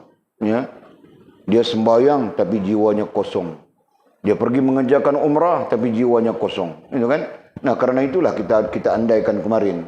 Pergi umrah tutup aurat dia bagus, berasa dekat dengan Nabi, selfie dia. Kubah Nabi, kubah hijau di atas itu, selfie dia. Terasa dekatnya dengan Nabi. Pulang dia, hilang sudah segala tudung, segala apa, semua membara. Itulah. Itu yang panggil apa ya? Ibadah yang tidak ada ruh. Berarti ibadah itu mati. Ibadah mati dengan makna tidak berkembang dia. Ya kan? Di situ, mati di situ saja. Sedangkan ibadah yang berdiri dengan rohaniah, nah ibadah ini akan berkembang. Sebab itu Nabi bersabda dalam hadis, orang mukmin itu apabila dia solat, dia rasa mau terus solat saja. Lepas solat mau solat, lepas solat mau solat. Kerana ruhnya ibadah itu. Faham tak? Nah, kita mana ada sampai di situ lagi, Pak? Lepas solat mau solat. Mana ada Mizi? Kau ada ke Mizi? Nah, aku pun tidak ada, Pak. Tahu tak? Nah, kalau kau bilang, aduh Walid. Nah, kau bohong, kau tipu. Okey, Pak. Pelajarilah katanya. Kita simpulkan kerohanian ya. Nah, spesifiknya satu demi satu bisikan-bisikan tersebut. Belajar. Kita belajar tentang kerohanian. Nah, nanti kita belajar tentang bisikan-bisikan tersebut. Satu demi satu katanya. Nanti kita belajar tentang nafsu. Kita belajar tentang hawa. Kita belajar tentang iblis. Langsung tidak langsung sebenarnya kita belajar sudah itu. Ya kan? Nah, kita belajar tentang bisikan hati kita secara fitrah begitu. Semuanya kita belajar sudah. Okey. Jadi katanya pelajarilah satu demi satu bisikan-bisikan tersebut. Sehingga engkau mengetahui tanda-tandanya. Sehingga engkau mengetahui tanda-tandanya. Kerana apa? Kerana setiap bisikan itu ada tandanya. Ini dari iblis, ini dari malaikat, ini daripada Allah, ini daripada apa? Nah, semuanya ada tanda. Sebagian ulama mengatakan tanda itulah nama. Wa 'allama Adamal asma'a kullaha. Allah mengajarkan kepada Nabi Adam itu nama segala sesuatu dan nama itu menjadi tanda. Nah, jadi dengan sendirinya apabila kita memahami tentang bisikan-bisikan ataupun komunikasi rohaniah, nah kita akan mengetahui melalui nama ini iblis. Nah, selesai sudah. Kau mau ikut ke iblis? Nah, jelas sudah kan? Allah menyebut dalam Quran, wala tattabi'u khutuwati syaitan innahu lakum aduwwum mubin. Jangan kamu ikut jejak langkah syaitan. Apa? Sombong, jahil, tidak mau belajar. Nah, asalnya sombong. Kan? Jangan kamu ikut jejak langkah iblis. Apa? Sombong. Nah, kita sombong, tidak mau belajar. Salah satu kesombongan kita adalah tidak mau belajar. Nah, itu. Tidak mau mengambil tahu urusan kita dengan Allah, urusan kita dengan agama, urusan kita dengan diri kita sendiri. Nah, itu bagian daripada kesombongan kita. Jelas kan? Rasa pandai, rasa bijak, rasa tahu, padahal bingung semuanya. Ya? Nah, itulah kesombongan. Nah, Allah pesan kepada kita, wala tattabi'u khutuwati syaitan. Jangan kamu ikut jejak langkahnya syaitan itu. Innahu, kena syaitan itu lakum, bagimu, aduwwum mubin, musuh yang nyata. Nah, tahu sudah kita syaitan itu musuh, masih kita mau ikut saja. Betul kan kan? Nah, itu contoh. Apa buktinya? Tidak bangun solat subuh, tidak ikut setan enggak? Kau ikut siapa tidak bangun solat subuh, Mizi? Nah, ini pertanyaan saja, tidak ada kena-kena dengan hidup maupun telah mati ya. Kau ikut di jalan ke siapa rantau? Tidak solat asar sebagai contoh. Di jalan ke siapa? Ha? Kau cakap aku tidak dengar. Kau ikut di jalan ke siapa jika tidak solat asar? Nah, ketika setan tahu sudah kita kan. Dari mana namanya itu? Namanya kan. Nah, itulah kita bilang tadi. Tanda. Kan? Jadi perkataannya, sehingga engkau mengetahui tanda-tandanya, namanya. Sehingga kita tahu namanya. Ini bisikan syaitan. Ini bisikan nafsu. Ini bisikan iblis. Ini bisikan apa? Tahu kita.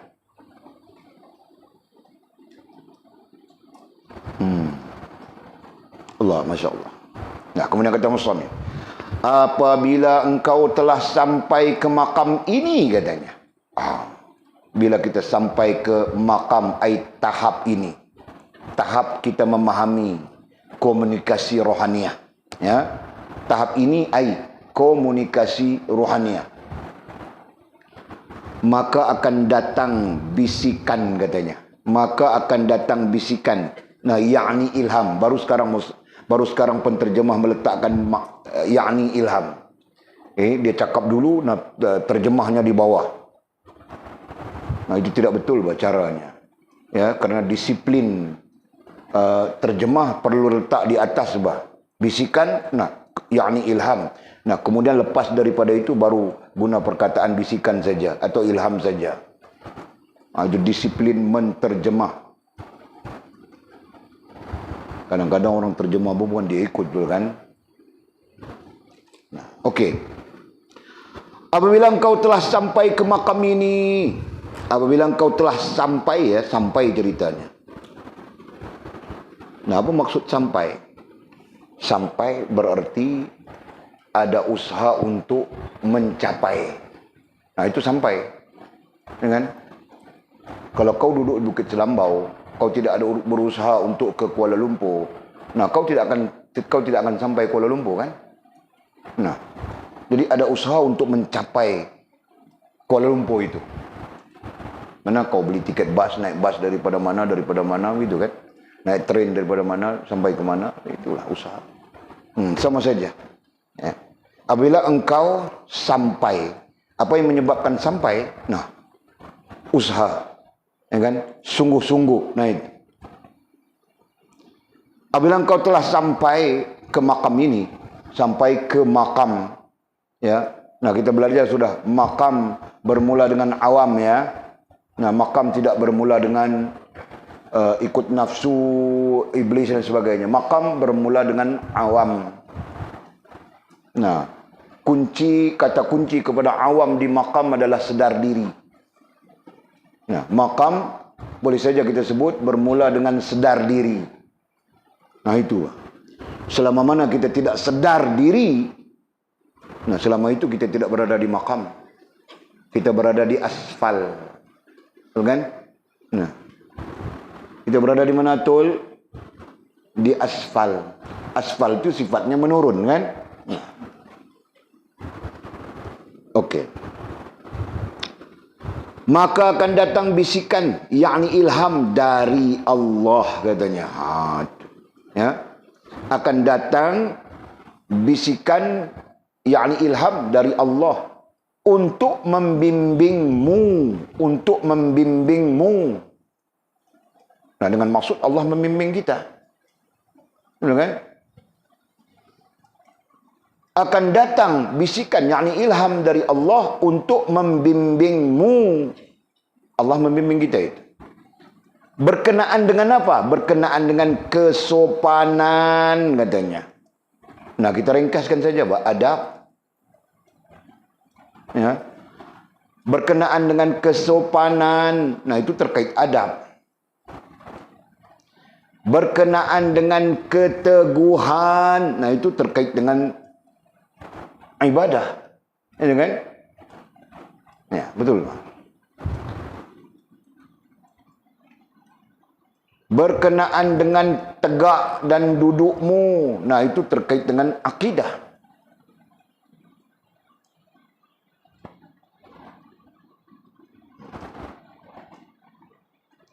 Nah, musannif penterjemah ini dia merangkul semua saja. Walid yang spek begitu kan? Walid yang susun begitu supaya kamu orang nampak. Maka akan datang bisikan, yakni ilham dari Allah untuk membimbingmu. Tidak ada pembimbing yang terbaik melainkan Allah dan Rasul. Dengan justru Allah dan Rasul, maka Allah lah pembimbing terbaik. Kerana dia maha berilmu, dia maha mengetahui. Itu kan? Nah.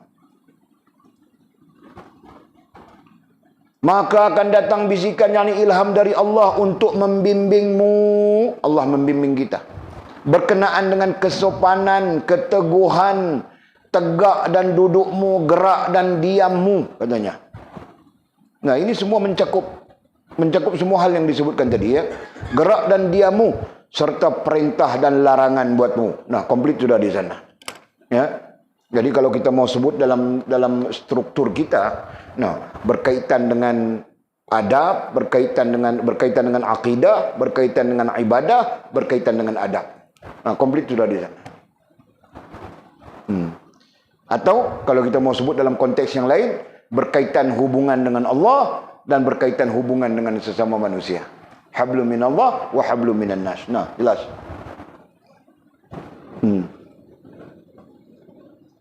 Datang bisikan daripada Allah mengajar kita, membimbing kita. Supaya betul kita, ya, berkenaan dengan kesopanan, supaya betul kita. Betul yang namanya akidah, betul yang namanya ibadah, betul yang namanya adab. Betul yang namanya syariat, hak dan batil. Betul yang namanya hubungan dengan Allah dan hubungan dengan sesama manusia. Subhanallah, Masya Allah. Jangan? Nah, itu datang daripada Allah. Allah sendiri yang membimbing. Sesungguhnya, jika Allah tidak membimbing kita, nah, kita bukan ada daya upaya untuk jadi bagus, kan? Rahmat Allah, rahim Allah membimbing kita. Subhanallah. Yang berapa? Oh, cukup. Kemudian kata musannif, wahai kaumku. Nah, wahai kaumku, nah, wahai manusia kita kan, sama-sama saja. Janganlah kamu mencari tambahan dan pengurangan. Maksudnya janganlah berlebih-lebih. Kan? Janganlah mencari tambahan dan pengurangan. Berarti janganlah berlebih-lebih. Kenapa jangan berlebih-lebih? Nah, memadai dengan apa yang telah disepakati oleh para ulama kita. Gitu kan? Para ulama kita ahli sunnah wal jamaah mensepakati sudah yang namanya ilmu itu, ya, yang namanya tahap keilmuan itu. Sepakat sudah. Sampai-sampai kita belum belajar. Ilmu tasawuf ada 3 tahap, betul? Tahap pertama dipanggil amali, tahap kedua dipanggil irfani, tahap ketiga dipanggil falsafi. Nah, jadi memadai dengan itu sudah. Bakal jangan lebih-lebih. Kau mau bertapa sampai ke Gunung Jerai, Gunung Kinabalu, gunung itu, gunung ini buat apa? Oh, aku mau hubungan dengan Allah, aku mau bertapa 40 hari. Tidak ada kaedah, mengarut saja. Paham enggak? Memadai dengan apa yang ada. Jangan kau tambah-tambah, jangan kau kurang-kurang. Nah, begitu maksudnya. Memadai dengan apa yang namanya tauhid, apa yang namanya fiqh, apa yang namanya tasawuf, memadai sudah. Tidak perlu kita menambah-nambah begitu begini. Kemudian tauhidnya ada berapa tahap, fiqhnya ada berapa tahap, tasawufnya ada berapa tahap, memadai sudah. Nah begitu, paham sih? Yang menjadi masalahnya tahap apapun kau tidak tahu. Wah, itu yang jadi masalah, betul kan? Yang namanya tauhid tahap apa? Tahap pun dia tidak tahu. Mau cerita apa? Yang namanya fiqh ada berapa tahap apa? Yang namanya tasawuf ada berapa tahap apa? Dia tidak tahu. Nah, itu yang jadi masalah kan. Oke. Nah, kadang-kadang ada juga yang belajar tapi melangkaui tahap pun ada juga, Pak. Nah, jadi kelangkabut jadinya. Tasawuf amali pun tidak tahu, belajar hikam sudah. Jadi kelangkabut habis semua. Paham enggak? Nah, itu karena apa? Karena tidak memahami tahap, melangkaui tahap. Nah, itu terjadi. Jadi, menurut Syekh, menurut mursyid kita, janganlah kamu mencari tambahan atau pengurangan, nah, termasuk dengan makna itu tadi. Apa yang telah disepakati oleh para ulama? Nah, belajar itu saja. Sampai-sampai ada yang mengatakan sekurang-kurangnya fardu ain, darurah aja ya. Pengetahuan yang darurah. Jadi apa ukuran pengetahuan yang darurah? Ukurannya adalah fardu ain. Nah, itu darurah namanya. Lalu kita ada darurah apa? Nah, jika kita tidak ada darurah apapun, perlu belajar kasih sempurna, apa? Bukan fardu ain saja. Tidak memadai fardu ain. Paham tak? Nah, sebab itu awal-awal kamu orang datang bilang Ustaz Ismail, dia orang ini kasih fardu ain, lepas fardu ain sudah. Boleh terfikir dalam kepala. Tahu tak? Kalau mau belajar fardu ain tidak perlu buang duit datang sampai sini. Paham tak? Walaupun tidak perlu buang duit beli tiket kapal terbang berapa belas orang itu hari. Apa? Fardu ain kau pergi belajar di kafa itu kan, di Sabah pun ada kafa kan. Nah, itu saja, Pak. Tapi Ustaz Ismail kasih tahu Walid begitu. Nah, Walid pun heran saja. Nah, Walid tidak mengikut mereka. Walid tidak fikir Walid kamu orang mau belajar fardu ain. Walid fikir kamu orang mau lebih dari itu. Nah, apabila Walid mengemukakan membentangkan ilmu, tengok kamu orang terpinga-pinga saja. Tahu aku bahawa kamu orang fardu ain pun tidak lepas. Faham tak? Okey.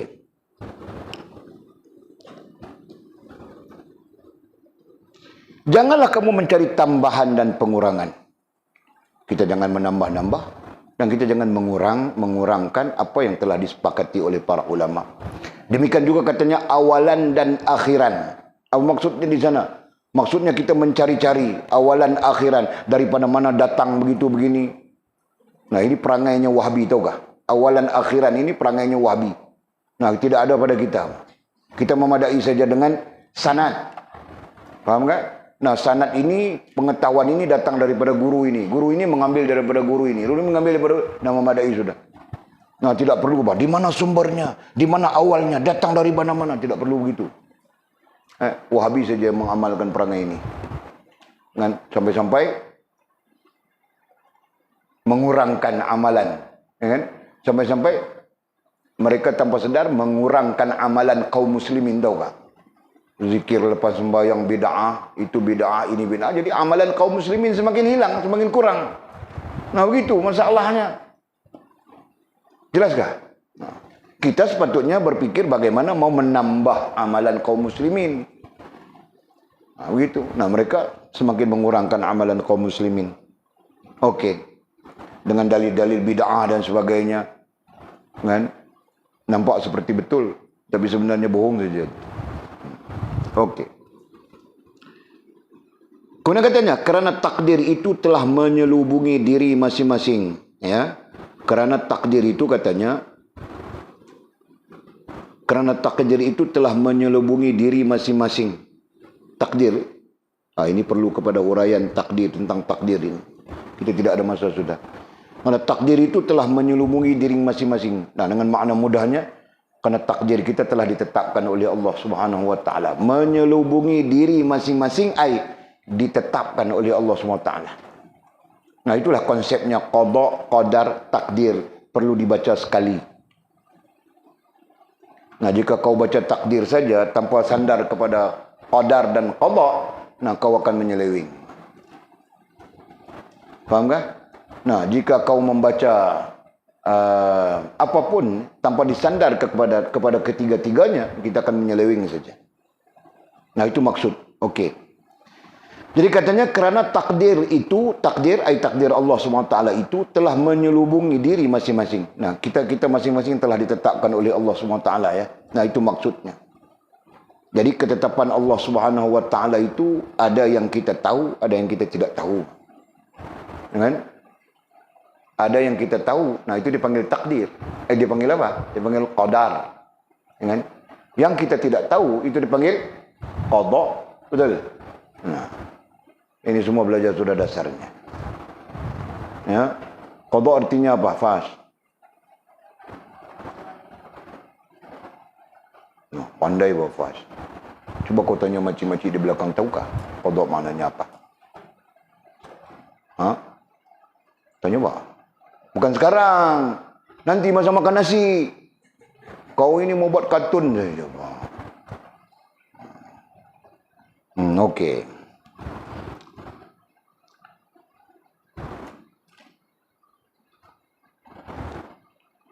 Nah, qadar maknanya apa? Qadar mimi. Mimi mana? Ada. Nah, berkait dengan kita kan?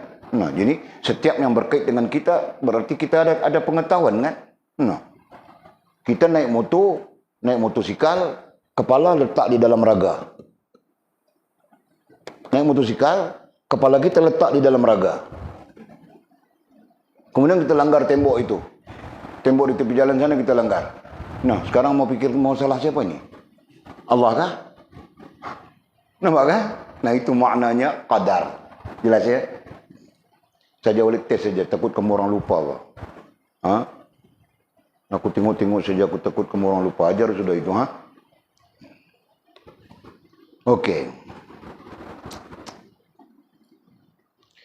Dengan sempadan-sempadan katanya. Dengan sempadan-sempadan atau batas-batas tertentu. Nah, itu maksudnya dalam istilah Al-Quran dipanggil had. Tilka hududullah wa man yata'adda hududallah faulaika humul kafirun. Ayatnya begitu, kan? Dipanggil sempadan-sempadan, dipanggil batas-batas. Nah, apa maksud batas-batas, sempadan-sempadan? Nah, itu yang kita sebut hak dan batil itu. Dalam qada, qadar, takdir Allah SWT ada hak, ada batil. Faham tak? Nah, setiap sesuatu ada batas-batasnya. Setiap sesuatu ada sempadan-sempadannya. Faham tak? Mizi, kita sebagai orang lelaki tidak boleh pegang anak dara orang sewenang-wenangnya. Betul kan? Nah, kalau anak dara itu adik kau, adik kandung kau, nah itu boleh. Itu pun kau tidak boleh pegang, tidak tentu halal. Faham tak? Nah, itu apa dipanggil? Itulah batas-batas. Faham tak? Nah, sama saja apa? Bapa dengan anak perempuan pun ada batasnya. Faham tak? Nah, harta benda. Nah, ada batas-batas, Pak. Kita bukan boleh ambil harta orang. Kecuali orang buang saja. Walid ambil daun kelapa sawit itu. Rantau ambil daun kelapa sawit. Nah, itu orang buang, Pak. Kita boleh ambil, Pak. Karena dia orang bukan mau makan daun kelapa sawit itu. Nah, ada alasan-alasannya. Faham tak? Nah, jadi semua keadaan, semua hal ada batas-batasnya. Jelas ya? Nah, kalau kita mau makan daripada ayah mat itu, kita mau makan apa? Kita mau makan pisangnya. Nah, kita perlu minta dengan dia kan? Nah, itu batasnya, Pak. Kita tidak boleh pergi diam-diam potong, bawa balik. Besok ayam mak tanya, siapa ambil pisangku? Tidak tahu, tidak tahu. Jangan. Okey? Nah, kamu orang boleh ambil tanpa kasih tahu, boleh makan tanpa kasih tahu dalam rumah walid saja. Faham tak? Nah. Itu pun salah juga kadang-kadang, bang. Kamu ambil mesinku tidak kasih tahu, aku mau buat kerja cari mesin tidak jumpa. Itu pun salah juga betul. Macam-macam mesin kita hilang sudah. Bukan hilang, bang. Dipinjam. Kan? Peminjamnya tidak memberitahu. Okey.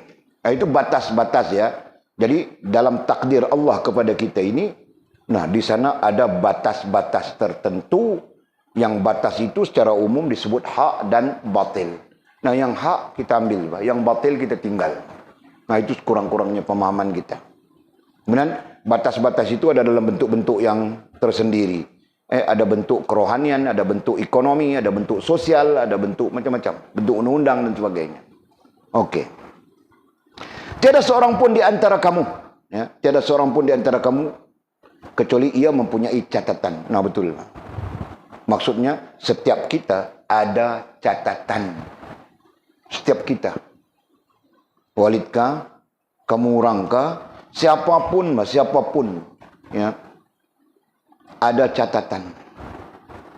Catatan tentang catatan ini Allah menyebutnya di dalam Al-Quran. Ada 7 tempat kan.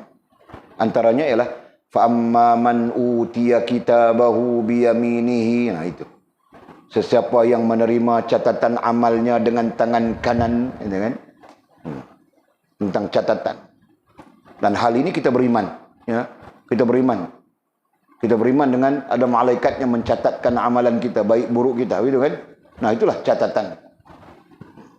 Sisi lain, catatan itu adalah Lauh Mahfuz yang mencatatkan takdir ke atas setiap makhluk Allah Subhanahu wa taala. Kita beriman itu. Kemudian katanya atau ketentuan istilah lain kita gunakan adalah ketetapan, betul? Nah, apabila kita sebut catatan atau ketentuan itu maknanya qada, qadar, takdir. Nah, dibaca bertiga begitu. Daripada qudrat Allah SWT yang semuanya datang daripada qudrat ai kuasa mutlak. Qudrat ai kuasa yang sempurna, yaitu Allah Subhanahu wa taala.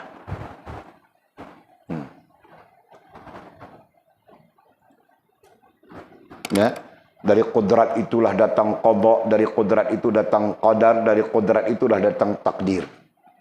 Ya, berarti dari satu sumber saja, sumber kuasa Allah SWT yang maha sempurna. Okey. Nah, kemudian musannif mendatangkan hadis Nabi SAW. Rasulullah SAW bersabda yang berbunyi, faragha rabbukum minal khalqi wal rizqi wal ajali jaffal qalamu bima huwa kain. Maksudnya telah selesai Tuhanmu dari menciptakan. Ya, telah selesai Tuhanmu daripada menciptakan. Nah, berarti Allah SWT telah selesai segala ciptaannya. Nah, tinggal lagi ciptaan itu akan zahir pada masanya, akan berlaku pada masanya.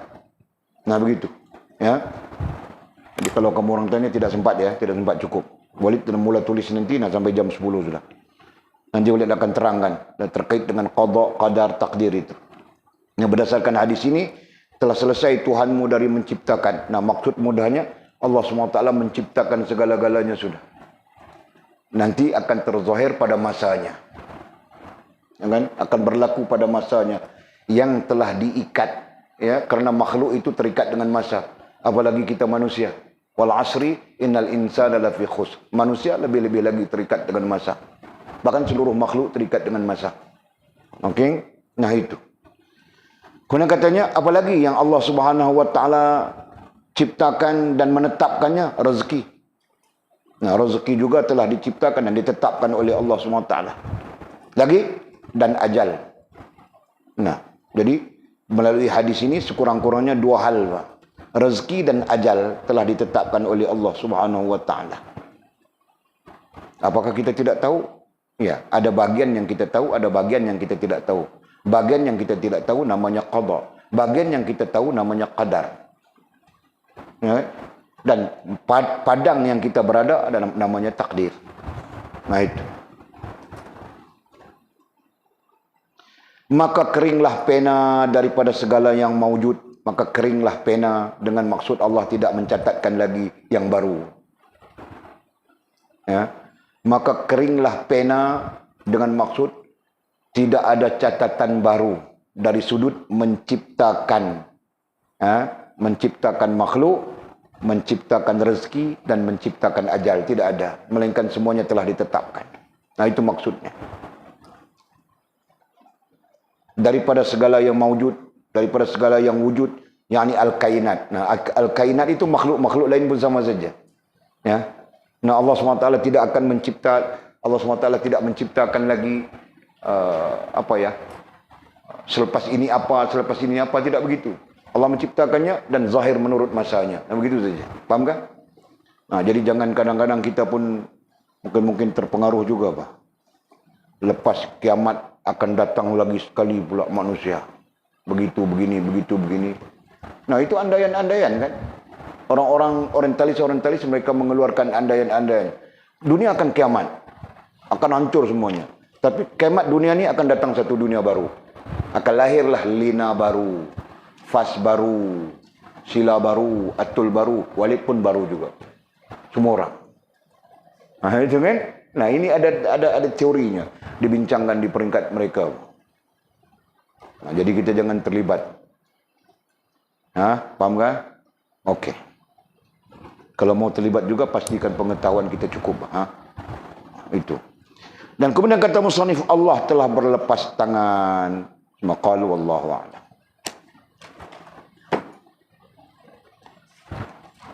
Okey, ada soalan kah?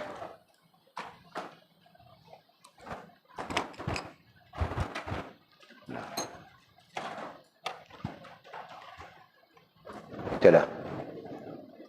Bismillahirrahmanirrahim. Alhamdulillahirabbil alamin wassalatu wassalamu ala asyrafil mursalin sayyidina wa maulana Muhammad wa ala alihi washabihi ajma'in. Allahumma iftah lana futuhal 'arifin warzuqna fahman nabiyyin waj'alna min ibadika as-salihin. Allahumma ihdina as-siratal mustaqim siratal ladzina an'ama Allah minan nabiyyin was-siddiqin wasyuhada'i was-salihin. Allahumma rabbana iftah bainana wa bain qaumina bil haqq wa anta khairul fatihin. Allahumma a'inna ala dhikrika wa syukrika وحسن عبادتك. اللهم فقهنا في الدين وعلمنا التأويل. اللهم فقهنا في الدين وعلمنا التأويل. اللهم فقهنا في الدين وعلمنا التأويل. وصلى الله على سيدنا محمد وعلى آله وصحبه وبارك وسلم. والحمد لله رب العالمين. تقبل الله منا ومنكم.